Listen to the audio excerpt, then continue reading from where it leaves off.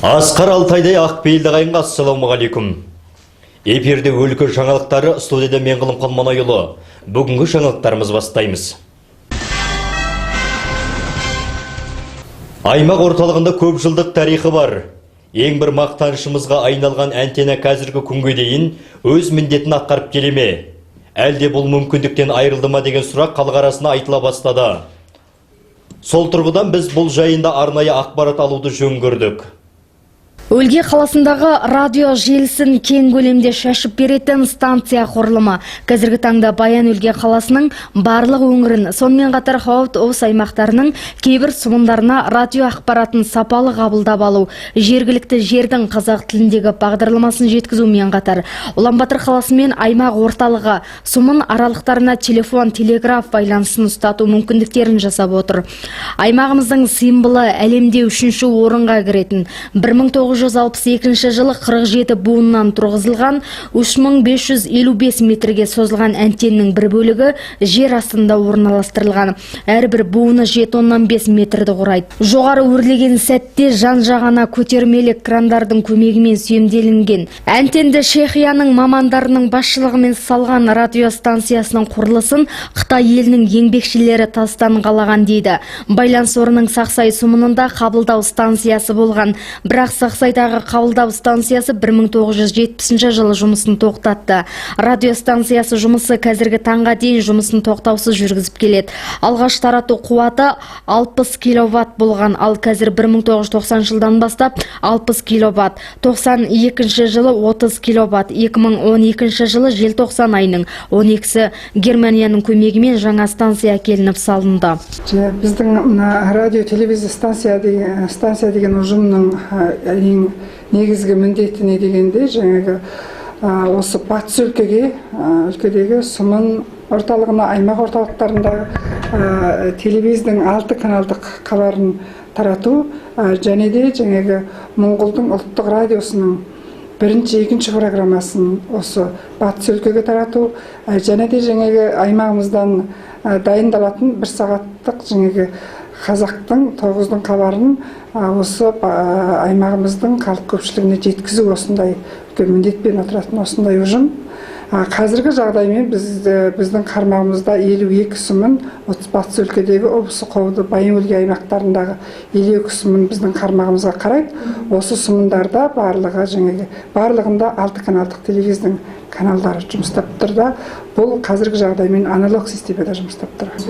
Жаңағы осы телевизия радионың программасын, хабарын тарату жүйесін сандық жүйеге өзгертуге байланысты осы Моңғол мемлекетінде осындай жүргізіліп жатыр. Қазіргі жағдаймен дайындық жұмыс үстінде. Қазір басқа өлкелерде, басқа аймақтарда негізінде сандық жүйелік телевизияның станцияларын салынып басталып, негізі дардай таяды. Енді осы батыс өлкеге осы станцияларды қондырып отырғызу жаңағы салатын жұмыстар енді сол 6-7 айда бітеді деп отырмыз. Сонан кейін жаңағы 2014-тің 7 айдың 31-і деген күннен бастап сол телевизияның хабарлары жаңағы сандық жүйемен таратыла бастайтын болады.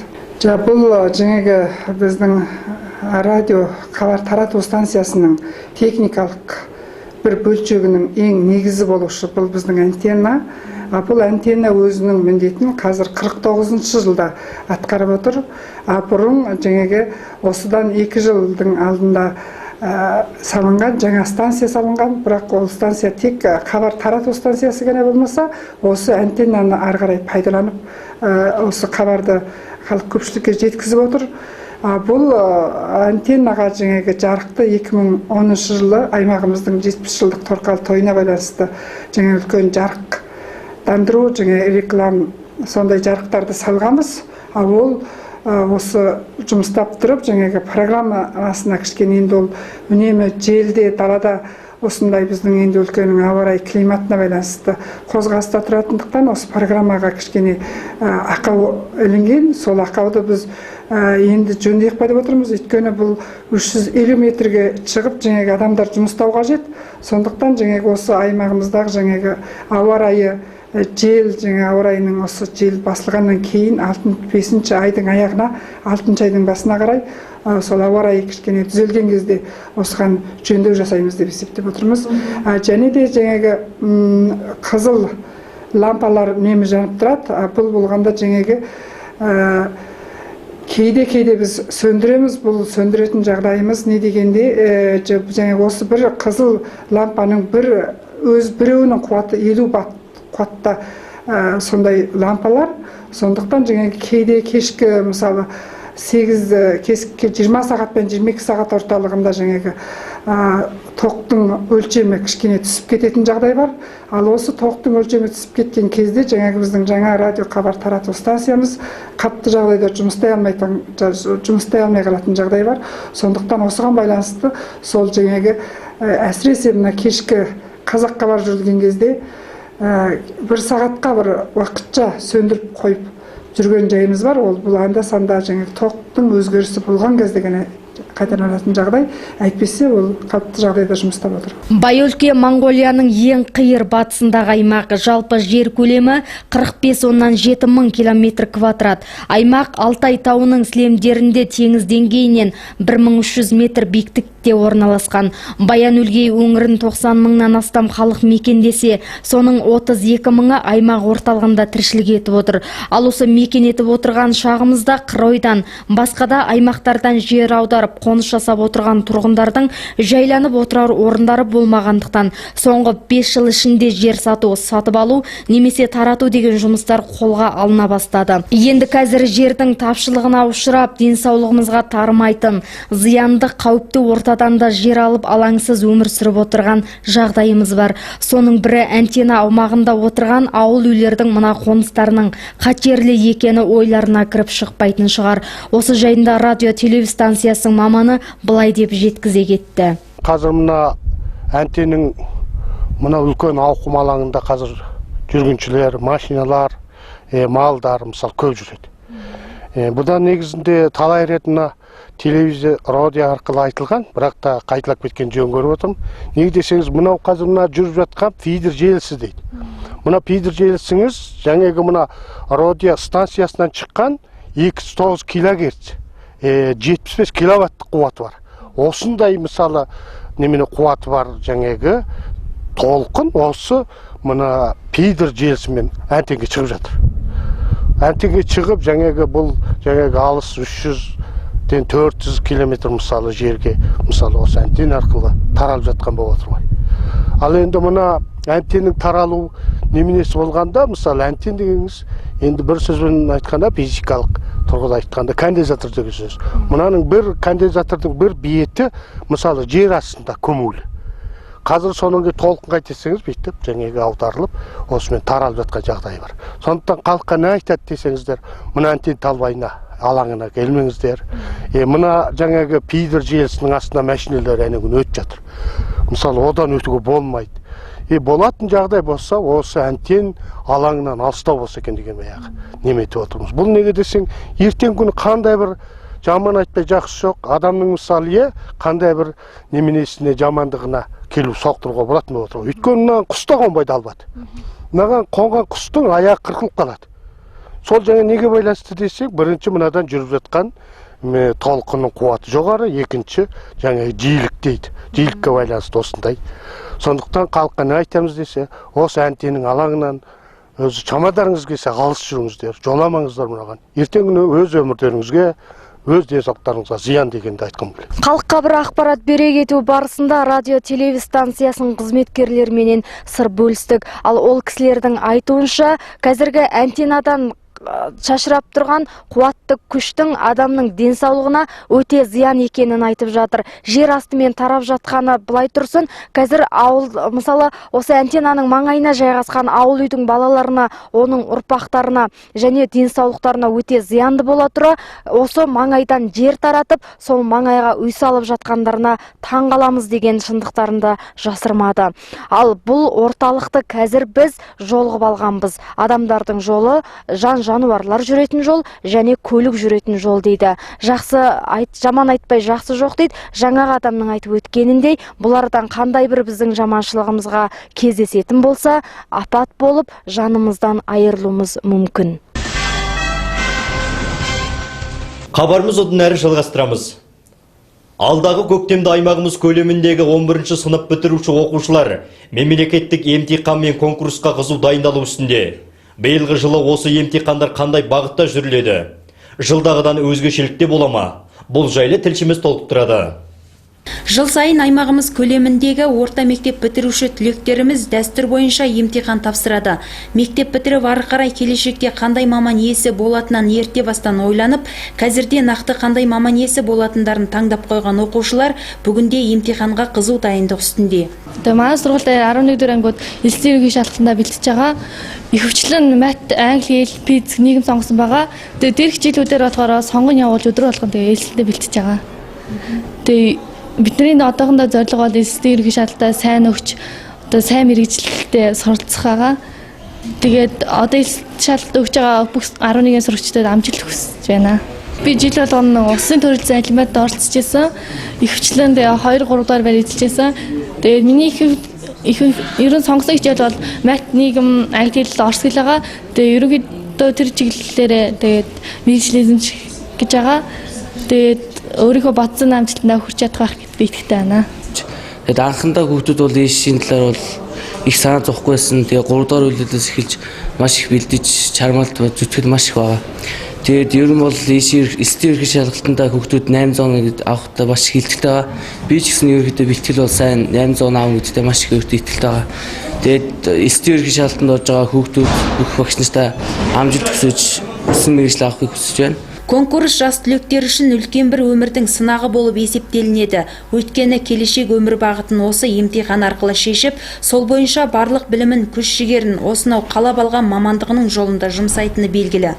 Конкурс жылдағы тәртіппен маусымның 14 күні жүріліп, әрбір түлектің білім дәрежесіне сай орын иелендіріп, мамандық таңдауына мүмкіндік беріледі. Биылғы жылы аймағымыз көлемінше 1697 түлек тізімге қамтылып отыр. Онда математика пәнінен 1127 түлек болса, қоғамтанудан 625, моңғол тілінен 686, ағылшын тілінен 512, орыс тілінен 330, география пәнінен 190, физика пәнінен 458, биологиядан 417, химиядан 381 және тарих пәнінен 47 түлек тізімделген болса, мұндағы ең көп тізімделген пән математика және моңғол тіл пәндері болып отыр. Емтиханымыздың жаңа тізімделу уақыты барлықтарыңыз біліп отырсыздар, 2014-дің 2 айдың 1-нен бастап 2014-дің 4 айдың 15-не дейін жүріліп табысты аяқталды. Мұнда биылғы жалпы 11 сынып тауысушылары 1997 аймағымыз бойынша статистика хабарлама бойынша осыдан биылғы біздің аймағымыз бойынша 1694 жаңағы түлегіміз емтиханға тізімделді. Жалпы үйлестіру емтиханымыз мемлекет бойынша 6 айдың 14-інде, 14-ті, 16-сы, 17-сы, 19 күндері мемлекет бойынша біріккен жаңағы жоғары жағынан көрсетілген уақыты бойынша конкурсымыз жүріліп өтіледі. Дегенді айтайық. Одан кейін бұл емтиханға жаңағы қандай материалдар толықтырып кіру жайлы айта кетсек, мұнда жаңағы бірден тізімделгеннен кейін интернет желісіне тізімделген 1 миллион 30 дейміз, сондай беріледі, сурет жапсырылған. Сонысынан екінші болғанда азаматтық куәлігі, үшінші болғанда жаңағы судлы индуар дейміз, индуарымыз 6 айдың басында келеді, соны қолғалады. Осындай нәрстерді толықтырып кіретін болады. Ал егер де жаңағы азаматтық куәлігін алмаған оқушылар болады. Ондай оқушылар болғанда төрсіне кіріштіге дейміз туылған жаңағы куәлігі немесе жаңағы бағ әкімнің анықтамасы, мектеп әкімнің анықтамасы бойынша кіруге болады. Үйлестіру емтиханы жылдағыдан қандай өзгешіліктер дегенде биылғы жалпылайда 6 айдың 14 күні жаңағы емтиханға тізімделген барлық 1694 түлегіміз моңғол хел бишік деген сабағынан жалпылай беріледі, беруге тиісті деген сондай өзгешілік бар, басқа да енді өзгешілік жоқ. Берілу жаңағы сын тапсыратын уақыттар болғанда 6 айдың 14-ті, 17-сі, 19-сы күндері берілетін болады. Мемлекеттік емтихан тапсырмалары бастауыш және орта білім стандартына негізделіп жасалынып, білім орнының бағасымен қорытындыланып барып, негізгі білім беретін орта мектептерге жетеді. Ал негізгі мемлекеттік емтихан моңғол тілі, математика негізгі пәндерінен алынса, оқушылар өздерінің таңдаған бір пәнінен емтихан тапсырады. Сондықтан да алдағы емтихандардың маңыздылығы өте жоғары болмақ. Ата-аналардың да басты мақсаты балаларының 11 жыл оқыған еңбегі аяқсыз қалмай, белгілі маман иесі болса деп ойлайды. Ендеше барлық алған білімдерін алдағы үлкен асуларда көрсететін түлектерімізге білімнің шыңына жетіп, айтулы маман иесі болуларын тілейміз. Жаңалықты дайындаған Рина Қылышқызы, Нұрберген Жанатұлы, Дербес арнасының өлке жаңалықтарынан. 9 жолдың тарауы секілді 9 бақтан туған 13 бақтың тұрғындары әлі күнге дейін бақтар арасына ауысу тіркемесін жасата алмай келеді. Бұған себеп іздеп қайтеміз. Бесенеден белгілі жағдай бірінің қаражаты болғанымен, екіншісінің қолын байлаған жоқтық. Бүгінгі күнде аймақ орталығы барлығы 9 баққа бөлініп келді. Әр бақта бір бастық, бір көмекші қызмет атқарады. Ал биыл жаңашыл үкіметтің салиқалы жоспарының құрылымы өзгеріп, бақтарды 2-ге бөлу қатарлы аймақтық құрылтайының шешімі шығып жүзеге аса бастады. Ал нақты саны 13 бақ болып өзгерді. Содан бері 3 айдың жүзі болды. Бақтан бөлініп бақ құралған бұл аумақтарға жаңа сайланған бақ бастықтарының кейбірінің аты жөнінде түрі әлпеті менде таныс болмадық. Әлі бір есіктен қарамай немесе халық пікір арқылы сайлау жүрілмей тағайындалынып жатқан бақ басшыларының кім екенін көру бізге арман болды деген тұрғындардың да сөзін құлақ естіп жүр. Ал бір бақтың халқын 2 баққа бөліп, жаңадан құжат дайындатып, әуреге салып жатқан жайымыз тағы бар. Бұл жайлы бақ басшылары қалай тарқатар екен? Бұрынғы 4-ші бақта 1200 семья, 4700 адам болған. Одан бір 61 семья 13-ші баққа бөлінді, бір 600 семья 11-ші баққа бөлінді. Ал өзімізде қазір бір 511 семья, бір 2700 адам бар қазіргі жағдай. Мен жұмыс алғаннан бері 977 ауылмен жұмыс істеп келгем. Қазір сол ауылды бөліп 650-дей үймен қалып отырмын қазір. Басқасын 11-ші баққа, қалған 13-ші баққа бөліп бергенбіз. Қазір жағдаймен адамдардың қай жолсысы кішкене нәрсәрлеу біздің бақта. Басқа бақта болғанда жақсы жүріліп жатыр. Біздің бақтағы кісілер болғанда қамтылған жоқ әзірше. Қамтылмауына себеп болып жатқан не деп ойлайсыз? Қамтылмауына себеп болып жатқан бірден болғанда қаражаттың мәселесі. Қазір кісі басы 2500 сом төлеуге тиісті, сол төлейтін қаражатын болғанда халықтар біз шығаруға тиісті емеспіз. Негізі өкімет өзі төлеп шығаруға тиісті. Біз өз басымызбен бұл бөліске түскеніміз жоқ. Сондықтан осы бөлісті теріс шығарған халықты сарпалданға салдыңдар деген пікір айтып жатыр. Ол болғанда біз халықты сарпалданға салып отырғанымыз жоқ. Халықтың саны көбейіп кеткендіктен бұл заң жүзінде жүріліп жатыр. Заң жүзінде жүріліп жатқандықтан адамдардың өзінің құқығы бұл қайда баруға тиісті екенін өздері шешеді. Бірақ заң жүзінде ауыз қисын жасатуға тиісті. Сондықтан ауыз қисын жасатыңыздар деп айтпақшымын. Әуре сарпалданға түсіріп тыныштап бейғам жатқан халқымыздың азнаулақ қаражатына ортақ болғанымыз қалай. Бер тартсаң арбасын ат, ар тартсаң өгіз өледі дегендей кейбір үкіметтің әрекеттері де аздап қисынға келе бермейтін жайттар бар. Қазір осы бақтың бөлінгеніне байланысты тұрғындар құжат дайындап ауысу тіркемесін жасайын десе, қолды байлаған қаражат алқымнан алып тұрған жоқ па? Жаңалықты әзірлеген Жұлдыз Жұмағұлқызы, Бердімұрат Стерханұлы, Дербес арнасының жаңалықтарынан. Хабарымыз одан әрі жалғастырамыз. Кеше ғана орталық алаңда еңбекшілердің ынтымақтастық күніне орай еңбекшіл қауым арасында ашық микрофон жұмыстап, көпшілік ой пікірлерін ортаға салды. Алайда мұнда кемшіл тұстары да болып жатты. Жалпылай кешегі кездесу қалай жүрілді? Онда нендей талаптар қабылданды? Бұл жайында тілшіміз материалында. Кеше орталық алаңда еңбекшілердің ынтымақтастық күніне орай ашық микрофон аясында 600-ге тарта еңбекшіл қауым қатысып ой пікірлерін ортаға салған.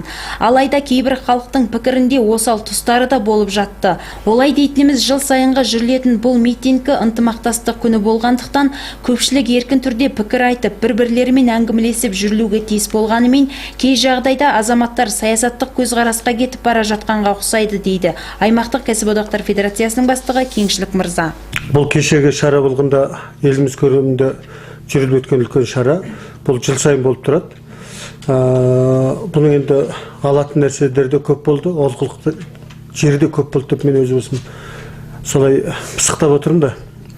Алатын жер неге десеңіз, халық көпшіліктен шыққан тілек бұрын бір өте бір көзге ілмеуге болатындай бір кішігірім нәрсе айтатын болса, қазір адамдар келешекті болжаған өте ертеңгі бүрсігінгі оның арғы күнгі нәрселерін айтатын болды. Осы бізді бірінші қуандырды. Екінші кішкене олқылық жері, біздің адамдар қай бір нәрсені жаңа бір тек ақшамен есептейтін, ақшаның көзімен ғана қарайтын характерге өте кіріп кетті деп мен өз басым ойладым.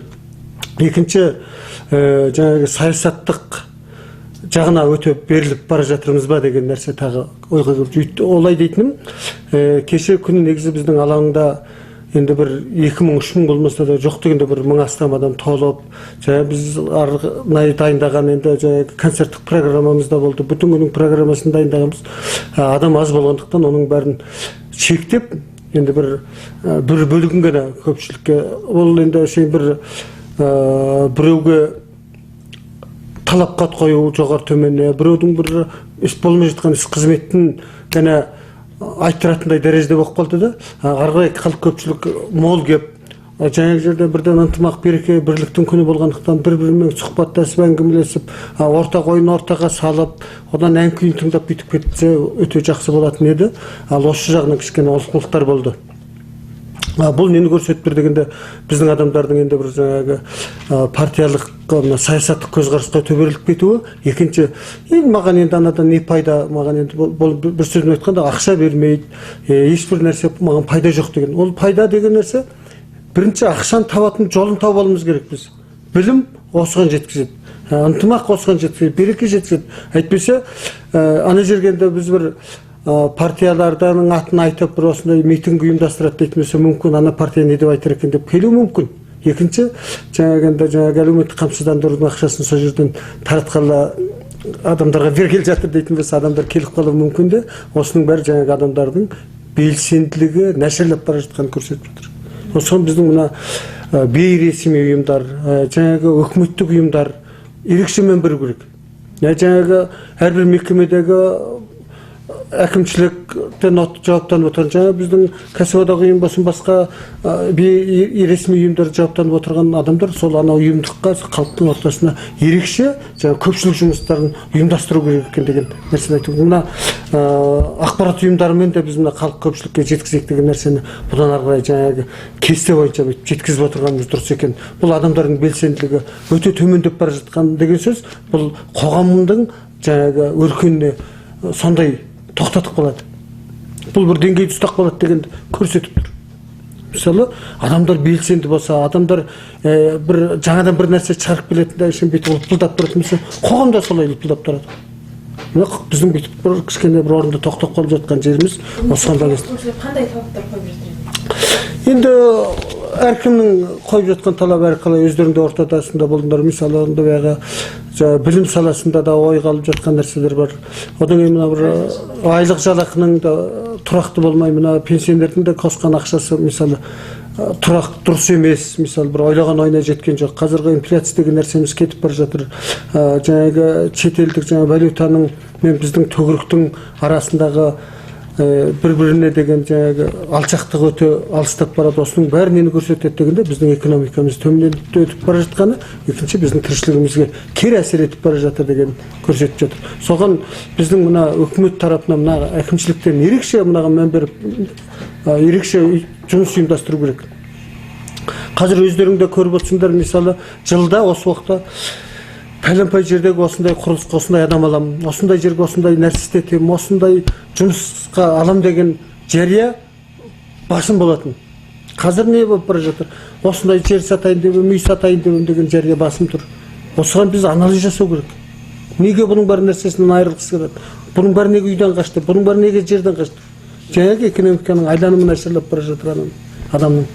Енді мына бір топ құрып бізді әкімшілікке талап қойып, бір ауыл үйлерге осы жаңа үкімет орнағанда да жүріп, сол халықтың қамымен танысып, жақсы бір іс-шаралар ұйымдастырған, осының екінші сатысын ерекше түрде ұйымдастыру керек. Заң бұзушылық дегенде жер алып бара жатыр. Жаңадан қазір мына бір ұйымдық басшылары мен не істесем өзім білем деп ойлаймын, қалай мынаған Моңғолия үкіметінің заңы барлық халыққа бір дәрежеде болу керек. Мысалы, еңбекпен шұғылданушылардың құқығына қол соғушылық өте молайып бара жатыр. Жекеменшік адамдарда да бір өзі жекеменшік жұмысын істетсе де істетіп бермей қоюшылық. Осы адамдардың біз кешеде 4-5 адам жүр. Бір жігіт үйінің фундаментін құйғызып, енді ертеңді ақша алайын деп барса, ой, ананы қисық болды, анау болды.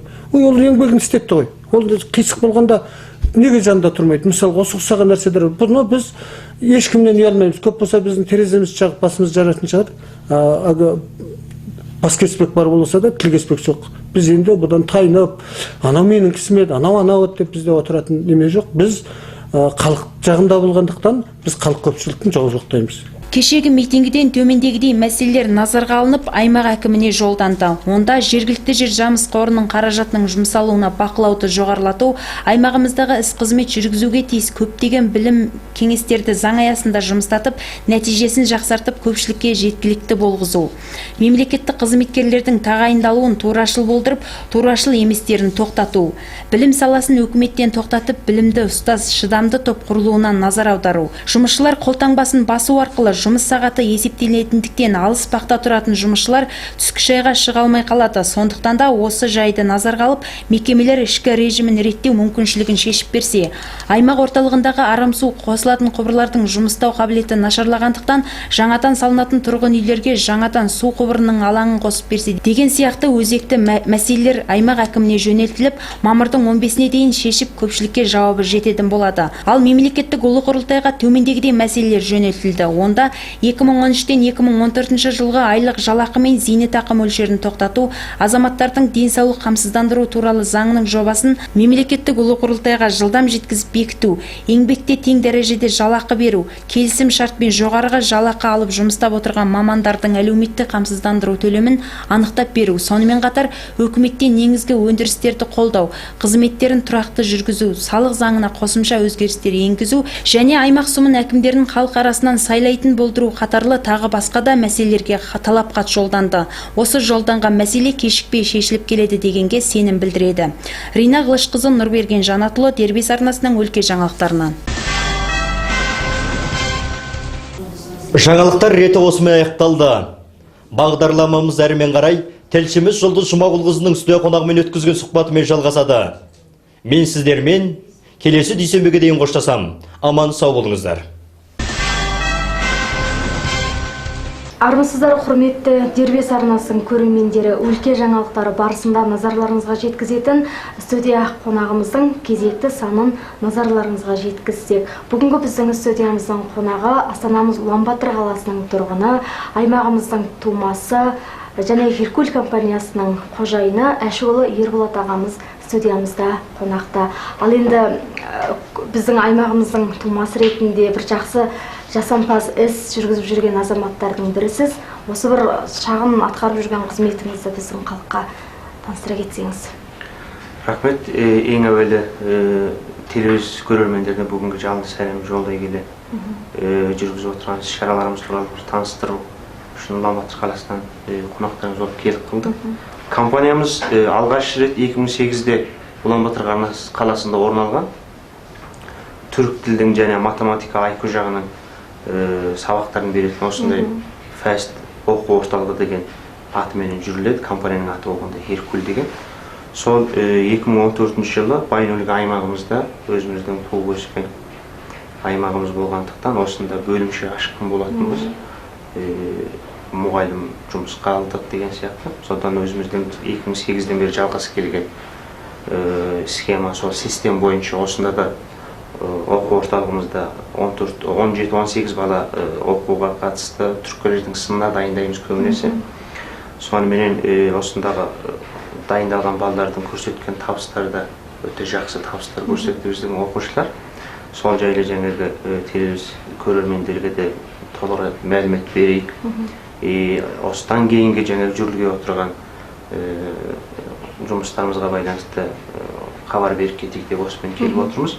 Ал енді біздің жалпысы 2008-ден бері істей келген жұмыстарымыз болғанда көбінесе түрік мектептердің сынына дайындау ретінде істеледі. Өйткені өздеріңіз біліп отырсыздар, биыл жалпысында Моңғол-түрік біріккен мектептердің орнағанының 20-ші жылдығы болып жатыр.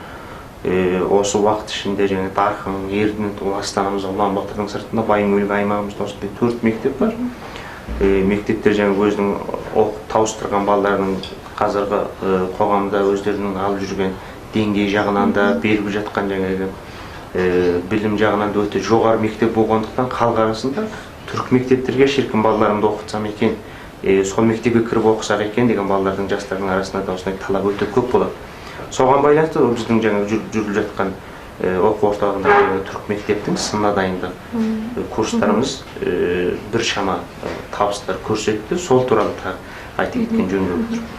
Енді жаңағы бірнеше аймақтарға осы фест оқыту орталығының бөлімшесі орнап жатыр. Енді біздің аймағымызға да осы биылдан бастап жүріліп жатыр. Балалардың ынта жігері өте жоғары.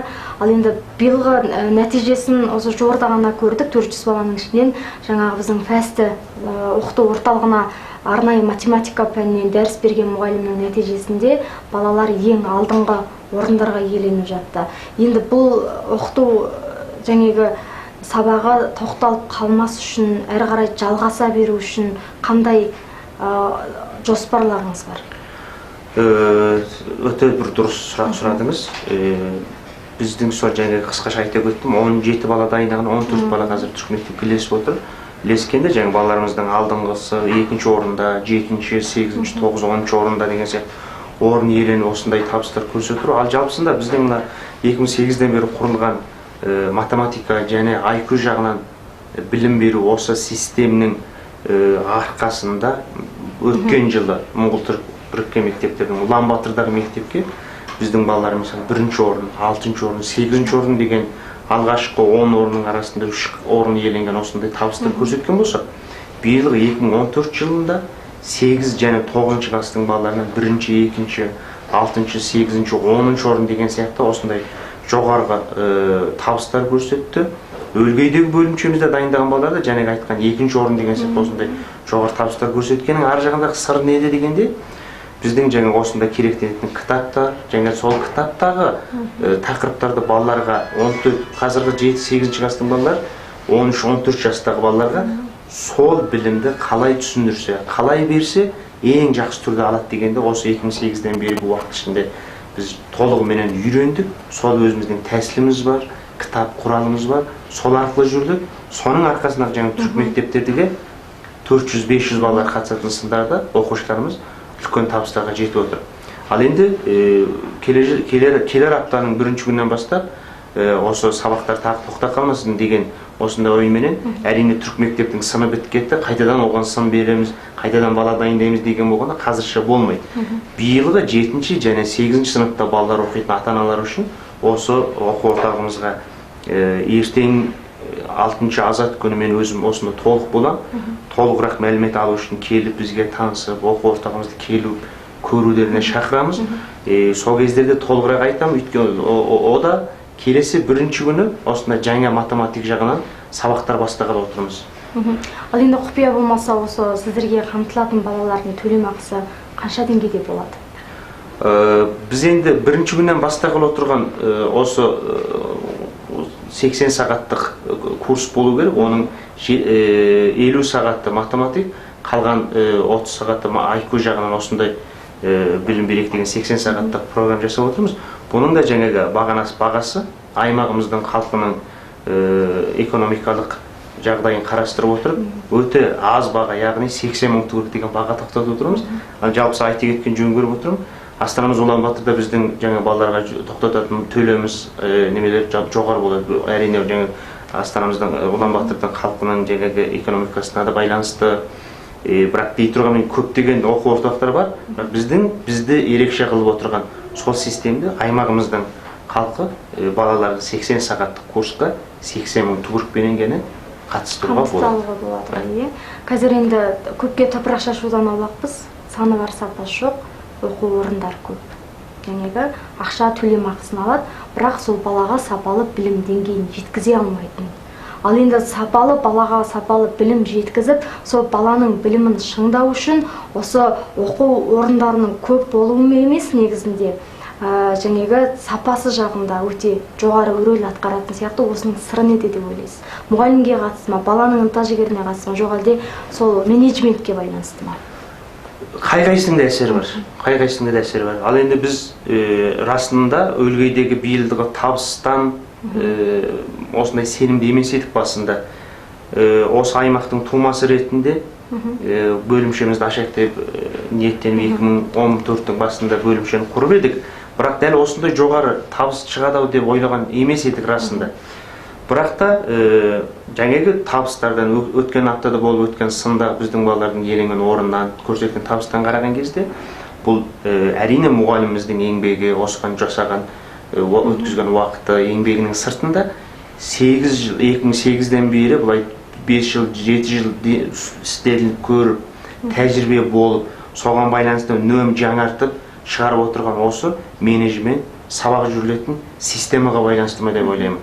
Жалпысында математик немесе IQ-ды әрбір баланың үйренетін бөлек тілі болады. Ол тіл дегенім қытайша, жапонша деген емес те, әрбір баланың нәрсе түсінетін тіл деген бөлек болады. Әрине сондай.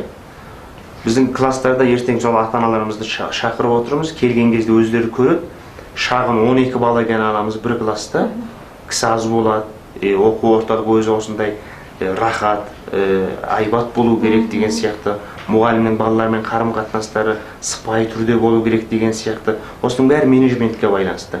Дей тұрғанмен жаңағы балалардың өздерінің талпынғанына, бірден 7-ші, 8-ші классқа дейінгі ала келген білімнің сапасына да байланысты әрине. Ал енді жақсының жақсылығын айт нұр атасын дейді ғой, қазақта сондай сөз бар. Осы сөзге негізделіп отырып, жаңағы фәсті оқыту орталығының біздің аймағымыздағы балаларға дәріс беріп үлкен табысқа жетелеген ұстазымызға кішкене тоқтала кетсек. Ұстазымыз Жанбота деген қарындасымыз бар. 2013 жыл жоғары мектепті бітірген. Осы орайда тағы айта кеткім келіп отыр. Жанботаның бітірген мектебі 10 жыл бұрын менің өз мектебім, мен бітірген мектеп, мен бітірген мамамен бітіріп отыр. Осындай бір жайт бар. Ертең сол ата-аналарымыз келген кезде мұғалімізде де болады, мен де боламын. Жанботаға да мұғалімімізге де танысу, біздің жаңа осында керектенетін оқулық кітаптарды көру, толығырақ мәлімет алуына әбден Біздің ата-аналарымызда да осы мүмкіндіктерді пайдаланып, міндетті түрде осы шағын оқу семинарына қатысады дегенге кәміл сенімдеміз. Ал енді уақытыңызды бөліп студиямызға келіп ақпарат бергеніңізге үлкен рахмет білдіреміз. Жақсы іс жаршысын таба берсін дейміз. Ал құрметті көрермендер, біз бүгінгі студия қонағын осымен аяқтаймыз. Аман сау болыңыздар.